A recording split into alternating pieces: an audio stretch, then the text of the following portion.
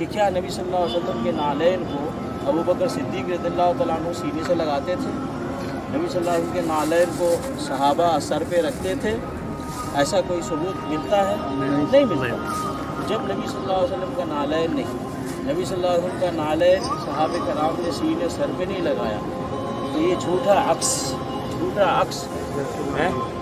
بعض لوگ سینے پہ لگاتے ہیں، بعض لوگ اس کو سر پہ لگاتے ہیں، بعض لوگ اپنے امامہ میں لگاتے ہیں اور کہتے ہیں نبی صلی اللہ علیہ وسلم کے نالین پہ عکس ہے۔ جھوٹ ہے، یہ غلط ہے۔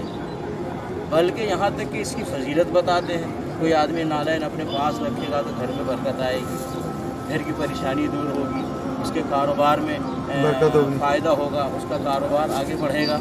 اس لیے چیزیں غلط ہیں۔ میلاد شریف کے موقع پر آقا کریم علیہ الصلوۃ والسلام کے دیوانے اور مستانے اپنے اپنے انداز سے نبی پاک علیہ الصلوۃ والسلام سے محبتوں کا اظہار فرماتے ہیں۔ محبتوں کے اظہار کا ایک طریقہ یہ ہے کہ وہ نبی پاک علیہ الصلوۃ والسلام کی نالین شریف کا جو عکس ہے وہ اپنے سینے پہ سجاتے ہیں، بعض اوقات اپنے سروں پہ سجاتے ہیں۔ جو سر پہ رکھنے کو مل جائے نال پاک کے حضور تو پھر کہیں گے کہ ہاں تاجدار ہم بھی ہیں۔ تو بعض اوقات کچھ لوگ یہ کہہ دیتے ہیں کہ جو تم نقش نالین اپنے سر پہ لگاتے ہو یا سینے پہ لگاتے ہو، ابھی مجھے ایک دوست نے ویڈیو سینڈ کی، مسجد نبوی شریف کے اندر شیخ مظفر نامی ایک غالباً مولانا ہے ان وہابیوں کا، اس نے جو ہے اس بات کا رد کیا ہے اور وہ اپنے ہاتھوں میں نالین شریف کے کئی طرح کے عکس لے کر یہ کہہ رہا ہے کہ یہ نبی پاک علیہ السلام کی نالین کا عکس نہیں ہے، یہ تو جھوٹا عکس ہے، اس کو تم کیسے نالین شریف کی طرف جو ہے اس کی نسبت کر سکتے ہو۔ اب یہاں سب سے پہلی بات یہ ہے کہ نقش نالین شریف لگانے پر جو اعتراض کرتے ہیں، بھئی بات یہ ہے ہمارے آقا ہیں، ہمارے نبی ہیں صلی اللہ علیہ وسلم، ہم ان کے غلام ہیں، تو ہم اپنے آقا کی نالین کا نقش اپنے سر یا اپنے سینے پہ لگاتے ہیں تو اس پر آپ کو تکلیف نہیں ہونی چاہیے، کیونکہ شریعت مطہرہ نے جس کام سے ہمیں نہیں منع کیا، جس کام کو شریعت مطہرہ ناجائز نہیں کہتی، تو کسی کو حق نہیں بنتا کہ اس فعل کے ارتکاب پر کسی کو مورد الزام ٹھہرائے۔ نقش نالین کے حوالے سے کہ یہ نقشہ نبی پاک علیہ الصلوۃ والسلام کی نالین کا ہے یا نہیں ہے، ہم اس کا ادب و احترام کرتے ہیں۔ اس کے حوالے سے چند باتیں جو ہے عرض کرتا ہوں۔ مواہب الدنیا مدارج النبوہ اور شفا شریف کے اندر واضح طور پر اس بات کا ذکر موجود ہے کہ جو چیزیں نبی کریم علیہ الصلوۃ والسلام کی طرف منسوب ہوں ان چیزوں کی تعظیم کرنا یہ دین کے شعار میں سے ہے۔ اب یہ عکس جو ہے نالین پاک کا یہ بالکل درست ہے، یہ جو شیخ مظفر مدنی صاحب بات کر رہے ہیں یہ بالکل جھوٹ بول رہے ہیں کہ نبی پاک علیہ الصلوۃ والسلام کی نالین کا یہ جھوٹا عکس ہے، ایسی بات نہیں ہے۔ جو چیز امت میں مشہور ہو جائے، جس طرح یہ نقش نالین ہے یہ مسلمانوں کے اندر مشہور ہو چکا ہے، تو یہ نقشہ جو ہے یہ اصل نالین شریف کے ہی مطابق ہے۔ اور پھر تابعین کے زمانے سے ہر دور کے علماء نے اپنی کتابوں کے اندر اس نقش کو بنایا ہے۔ اب جس نقش نالین کی پوری امت کے اندر شہرت ہو چکی ہے اور جس چیز کا تعلق نبی پاک علیہ الصلوۃ والسلام کی طرف ہو جائے، منسوب ہو جائے، عوام و خواص کے اندر مشہور ہو جائے، تو پھر اس کی تعظیم اور ادب یہ ہمارے اوپر ضروری ہو جاتا ہے۔ اس طرح کی باتوں کے لیے علم یقینی یا سند محدثانہ کی ضرورت اور حاجت نہیں رہتی، لہٰذا یہ جو مظفر مدنی صاحب یہ دعویٰ کر رہے ہیں کہ یہ جھوٹا عکس ہے تو ان پر ضروری ہے کہ یہ اس بات پر دلیل پیش کریں۔ اب پھر یہ کہتے ہیں کہ جی اس نقش نالین کو جو تم اپنے پاس رکھتے ہو اور تم یہ اپنے تئیں یہ گمان کرتے ہو اس کی بڑی برکتیں، تو یہ کہاں پہ لکھا ہے کہ اس نقش نالین پاک کی بہت برکتیں؟ اب ہم شیخ مظفر مدنی کی بات مانیں یا مواہب الدنیا کے اندر امام قسطلانی نے جو بات لکھی ہے اس کو مانیں؟ کیا فرماتے ہیں امام قسطلانی؟ بیروت سے یہ کتاب چھپی ہے، جلد نمبر اس کی 2 ہے۔ ان من امسکہ عندہ متبرکا بہ کان لہ امانا۔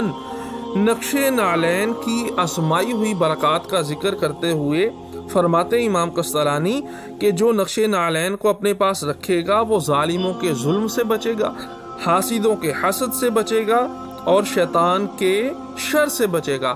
پھر مظفر مدنی صاحب جو ہے یہ بات کر رہے ہیں کہ کیا صحابہ نے اپنے سینے پر نقش نالین لگایا ہے، کیا صحابہ نے سر پہ لگایا ہے؟ بھائی بات یہ ہے کہ آپ کے سینے پر جو بیج لگا ہے آپ کے سینے پر یہاں جو بیج لگا ہوا ہے اور اس پر تصویر بھی آپ کی موجود ہے، تو شیخ مظفر مدنی صاحب جو تصویر ہے نا، یہ شریعت مطہرہ میں حرام ہے، تصویر کی اجازت نہیں ہے جو پرنٹ آؤٹ ہے۔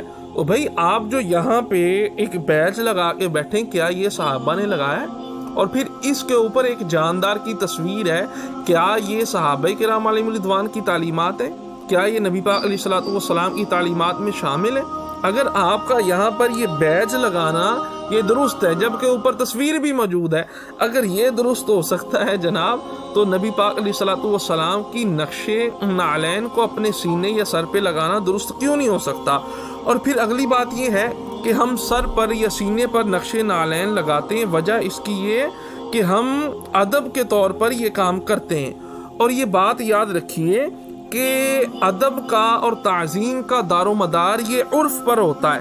اب عرف کے اندر سینے پر اس بیج کو لگانا یا اپنے سر پر نقش نعلین پاک کو لگانا، اس کو عرف کے اندر تعظیم سمجھا جاتا ہے۔